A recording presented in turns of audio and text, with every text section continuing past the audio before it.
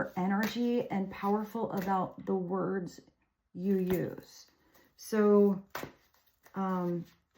pay attention to the pause before the reaction. I hope that made sense.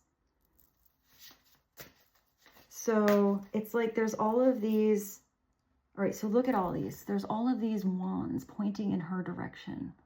Almost like fingers pointing, like you did that, but yet her wand is the only one that's actually continuing to beam up there into the clouds of confusion, because there's a lot of clouds here they can't see through, but she's stepping on this ground where the clouds are clearing. So maybe you're going to be the one to have the one point that is the most meaningful, and all of that is just gibberish. It's like mic drop energy.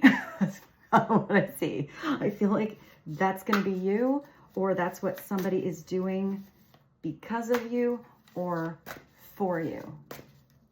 Mic drop. So we're going to get